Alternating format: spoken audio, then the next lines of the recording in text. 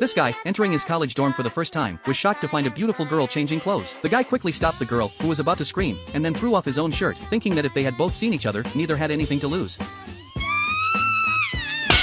It turned out that the school had arranged mixed-gender dormitories. However, their unexpected and deeply personal first meeting caught the attention of the school authorities. To his surprise, the girl was actually a princess of the country. Panicked, John immediately apologized to the princess, but she demanded that he die to atone for the incident. John, however, felt that it was just a glance, and there was nothing to be concerned about. This remark completely enraged the princess. Seeing the situation escalate, a teacher quickly slipped out of the room. At that moment, the princess, furiously enraged, conjured a massive fire that began to consume John. But just as the flames were about to engulf him, John came up with a clever compliment.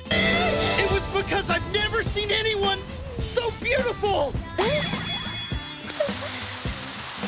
Which made Diana, the princess, so shy she couldn't lift her head. The principal intervened just in time to defuse the situation. It turned out that John wasn't just a repeat student, but the lowest ranked student in the school. On the other hand, Diana was the highest ranked, the top of her class. John, not only having low magical power but also being at the bottom in every other attribute, was known as the Fallen Knight. So, the principal's plan was to pair the weakest student, John, with the strongest, Diana, to create a balance. However, Diana didn't agree with this plan.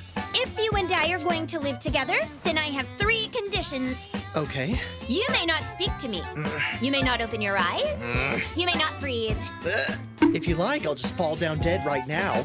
If you can stick with the rules, you may live in front of the room. I can't be inside the room! Luckily, the principal stepped in to stop her, preparing to let the two prove their worth with their own abilities. The winner would have the right to set the rules. Surprisingly, John agreed to this challenge. Diana didn't believe that John, an F-ranked student, could possibly defeat her. As she saw how firm his resolve was, Diana decided to raise the stakes and put pressure on John. Whoever lost would have to serve the winner unconditionally for the rest of their life. At that moment, Diana had no idea how much she would regret this decision. But John had his reasons for accepting the battle. He had to win the 7-star swordsmanship contest, held by the various academies, to graduate. Only by winning would he be able to leave the academy, despite having the lowest ability stats. Diana was still confident she would win. The two were about to face off in a battle. John struck first with a stylish sword draw, while Diana summoned a massive fire tornado. From the swirling flames, she drew her sword, which was engulfed in flames, and charged toward John. John dodged the powerful strike, and Diana relentlessly attacked, but each time, John skillfully avoided her blows with precise angles. Then, John used the same sword technique as Diana, learning its essence from watching others and surpassing it through his own skill. This was John's swordsmanship. Diana's attack eventually revealed a flaw, and John knocked her sword away, then struck with a powerful blow. Diana, thinking John had already won, was shocked when the aura surrounding her body blocked the attack. She had initially wanted to rely solely on her sword skills, but John had forced her to use all her strength.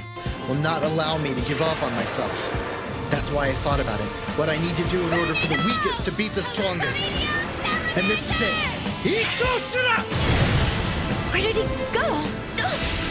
I will defeat all